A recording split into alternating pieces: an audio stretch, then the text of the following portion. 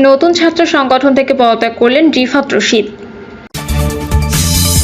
এদিকে শিক্ষার্থীদের নতুন রাজনৈতিক দল জাতীয় নাগরিক পার্টিতে কে কোন পদে, জানাবো এমন কোনো কাজ করবেন না যাতে সংগ্রাম বিফলে যায়, বলছেন খালেদা জিয়া।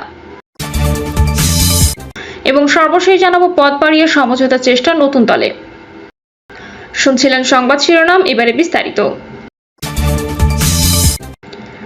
নতুন ছাত্র সংগঠন থেকে পদত্যাগ করলেন রিফাত রশিদ।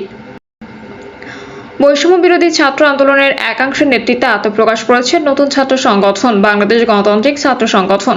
আত্মপ্রকাশ ঘিরে ঘটনা পরিকল্পিত কিনা তা খতিয়ে দেখতে 3 সদস্যের একটি তদন্ত কমিটি গঠন করেছেন নতুন এই সংগঠন। সংবাদ সম্মেলনে বাংলাদেশ গণতান্ত্রিক ছাত্র সংসদের কেন্দ্রীয় কমিটির আহ্বায়ক আবু বাকের মজুমদার বলেন, 3 সদস্য বিশিষ্ট তদন্ত কমিটিতে তাহমিদ আল মুদাসসির চৌধুরী, তৌহিদ, সিয়াম ও নাইম রয়েছেন। 7 কর্মদিবসের মধ্যে এই তদন্ত কমিটি তাদের প্রতিবেদন জমা দেবে।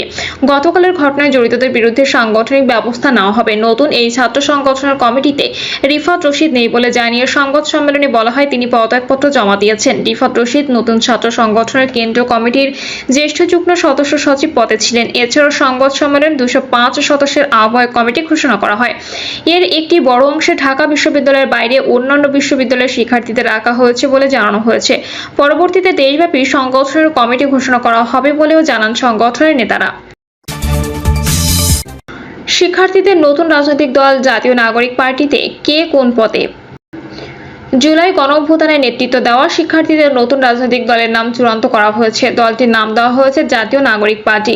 দলটির আহ্বায়ক হচ্ছেন নাহিদ ইসলাম এবং সদস্য সচিব হিসেবে আক্তার হোসেনকে চূড়ান্ত করা হয়েছে।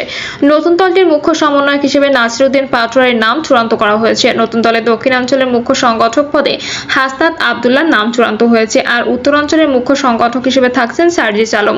তবে যুগ্ম আহ্বায়ক ও যুগ্ম সদস্য সচিব পদে অনেকগুলো নামের প্রস্তাব থাকায় কাউকে এখনো চূড়ান্ত করা হয়নি বলে জানা গেছে। পূর্ব নির্ধারিত ঘোষণা অনুযায়ী আগামীকাল নতুন এই রাজনৈতিক দল আত্মপ্রকাশ করতে যাচ্ছে। নতুন কমিটি আগামী জাতীয় সংসদ নির্বাচন পর্যন্ত নেতৃত্ব দেবে বলে জানা গেছে।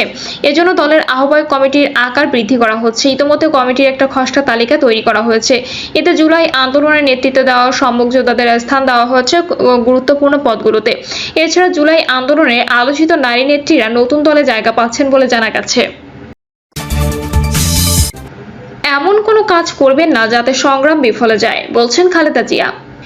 বিএনপি চেয়ারপারসন খালেদা জিয়া বলেছেন, চিকিৎসার জন্য যুক্তরাজ্য থাকলেও জনগণের পাশে আছি। আমার অবর্তমানে দলের ভারপ্রাপ্ত চেয়ারম্যান, সিনিয়র নেতৃবৃন্দ আপনাদের সকলকে সঙ্গে নিয়ে নিরন্তর কাজ করে দলকে সুসংহত করেছেন। দলীয় নেতাকর্মীদের উদ্দেশ্যে তিনি বলেন, আমি বিশ্বাস করি আপনারা শহীদ প্রেসিডেন্ট জিয়াউর রহমানের আদর্শে আরও উজ্জীবিত হয়ে আগামী নির্বাচনের সাফল্যের জন্য ঐক্যবদ্ধভাবে কাজ করবেন।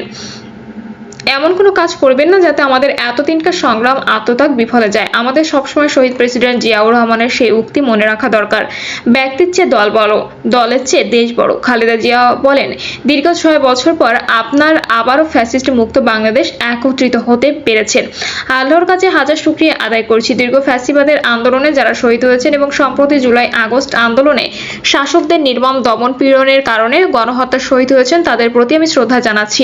আহতদের প্রতি জানাচ্ছি আন্তরিক সমবেদনা। চিকিৎসার কারণে যুক্তরাজ্যে থাকলে আমি সবসময় আপনাদের সঙ্গে আছি উল্লেখ করে খালেদা জিয়া বলেন, দীর্ঘ 15 বছর যারা গণতন্ত্রের জন্য ও আমার মুক্তির জন্য আমাদের অসংখ্য সহকর্মী প্রাণ দিয়েছেন, জুলুম নির্যাতনের শিকার হয়েছেন এবং প্রায় 1.25 লক্ষ মিথ্যা মামলায় জর্জরিত হয়ে এখনো আদালতের বারান্দায় ন্যায় বিচারের জন্য ঘুরে বেড়াচ্ছেন, আপনাদের এই ত্যাগ শুধু দল নয়, জাতি চিরকাল স্মরণে রাখবে।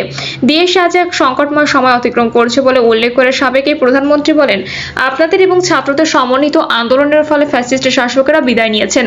একটা অন্তর্বর্তীকালীন সরকার গঠিত হয়েছে। তাদের কাছে জনগণের প্রত্যাশা রাষ্ট্র মেরামতের ন্যূনতম সংস্কার দ্রুত সম্পন্ন করে গণতান্ত্রিক ব্যবস্থায় ফিরে যাওয়ার জন্য সকলের কাছে। খালেদা জিয়া আরো বলেন, বাংলাদেশের সর্বস্তরের মানুষ, বিশেষ করে তরুণ সমাজ আজ এক ইতিবাচক গণতান্ত্রিক পরিবর্তনের জন্য উন্মুখ হয়ে আছে।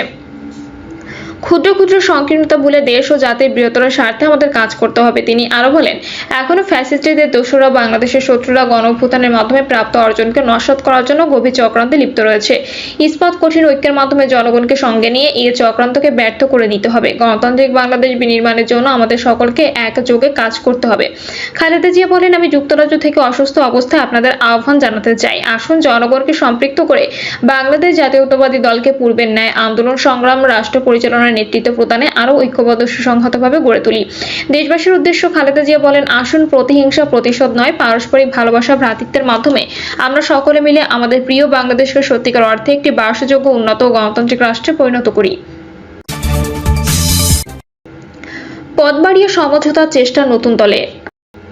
শেখ হাসিনার পতন ঘটানো গণঅভ্যুত্থানে নেতৃত্ব দেওয়া তরুণদের নতুন রাজনৈতিক দলের প্রধান সমন্বয়কারী পদ সৃষ্টি করে সমঝোতার চেষ্টা চলছে।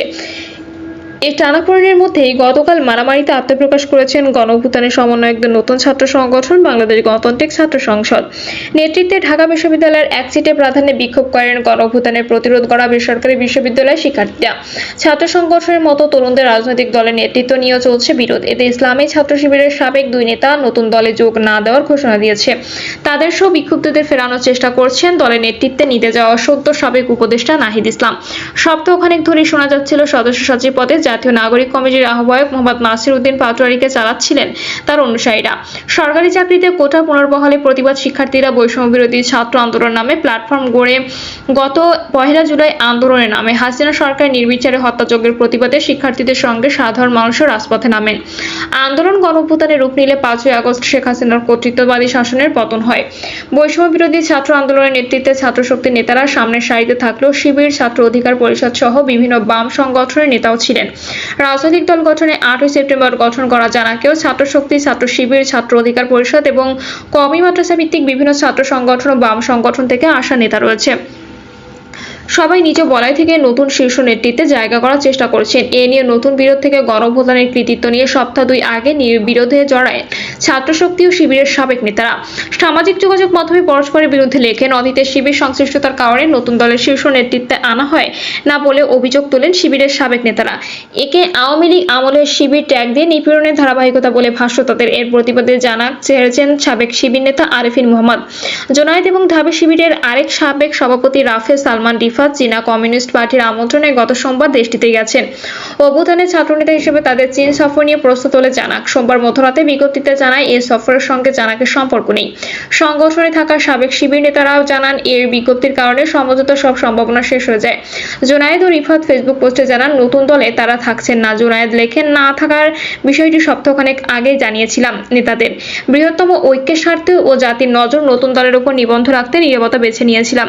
তবে চারপাশে গুঞ্জন থামছে না, তাই স্পষ্ট করে রাখছি, দুঃখজনক বাস্তবতার মুখোমুখি হওয়ার পরও ট্র্যাগিং ও ট্যাবু রাজনীতি থেকে মুক্ত হয়ে নতুন ধারা রাজনীতি এই দলের মাধ্যমে শুরু হোক, এই প্রত্যাশাই করি। রাফেজ সালমান লেখেন, দলে না থাকলেও আমার রাজনৈতিক পথচলা থেমে থাকবে না। অভ্যুত্থানের মধ্য দিয়ে নতুন রাজনৈতিক সম্ভাবনা যে জোয়ার তৈরি হয়েছিল তাতে শর্ট টার্মে খুব ভালো কিছু পাওয়ার প্রত্যাশা রাখি না আপাতত। জানাক সূত্র জানিয়েছে, শিবিরের নেতাকর্মীর বড় অংশ জামায়াতে ইসলামে যোগ দেন না। ইনক্লুসিভ রাজনীতির কথা বলায় জানাক এই সাবেক শিবির নেতাদের পছন্দের জায়গা হয়ে উঠেছিল, কিন্তু জোনায়েদ ও রাফেজ সালমানের এই নেতৃত্বে জায়গা না হওয়ায় শিবিরের সাবেক নেতাকর্মী নতুন দলে আর আসতে চাইবেন না। যদিও সাবেক কয়েকজন শিবির নেতা নতুন দলে থাকছেন। একাধিক নেতা বলেন, জোনায়েদ গত রোববার নাহিদ ইসলামকে জানান শিবির ট্যাগ দিয়ে নেতৃত্ব থেকে দূরে রাখার কারণে নতুন দলে থাকবেন না। জোনায়েদ এই সিদ্ধান্ত নিলেন। নাহিদ গতকাল পর্যন্ত সব পক্ষকে নতুন দলে রাখার চেষ্টা করছেন বলে একটি সূত্র জানিয়েছে। বিদেশে থাকায় জোনায়েদ ও রিফাতের সঙ্গে কথা বলতে পারেনি সমকাল। অভ্যুত্থানে সর্বাত্মক ভূমিকা রাখা কওমি মাদ্রাসার সাবেক ও বর্তমান শিক্ষার্থীদের নতুন দলের নেতৃত্বে আনা হচ্ছে না বলে এই বলয়ের নেতারা অভিযোগ করছেন। তাদের ভাষ্য, শীর্ষ নেতৃত্ব ঢাকা বিশ্ববিদ্যালয় কেন্দ্রিক হয়ে পড়ছে। কওমি ছাত্র পরিষদ থেকে আসা জানাকে যুগ্ম আহ্বায়ক আশরাফ মাহাদি বলেন, অভ্যুত্থানের সব অংশীজনের অংশগ্রহণের পথ উন্মুক্ত হবে, নইলে দল ইনক্লুসিভ কিনা এ প্রশ্ন থাকবে। বিক্ষোভ মারামারিতে গতকাল ঢাকা বিশ্ববিদ্যালয়ের মধুর ক্যান্টিন থেকে আত্মপ্রকাশ করেছে বাংলাদেশ গণতান্ত্রিক ছাত্র সংসদ। সংগঠনটির স্লোগান শিক্ষা, ঐক্য, মুক্তি। 3 ঘন্টা নাটকীয়তার পর কেন্দ্রীয় এবং ঢাকা বিশ্ববিদ্যালয়ের শাখার আংশিক আহ্বায়ক কমিটি ঘোষণা করা হবে। প্রিয় দর্শক, এই ছিল এখনকার সর্বশেষ সংবাদ। আপডেট সব সংবাদ পেতে চ্যানেলটি সাবস্ক্রাইব করে বেল আইকনটি ক্লিক করে রাখুন।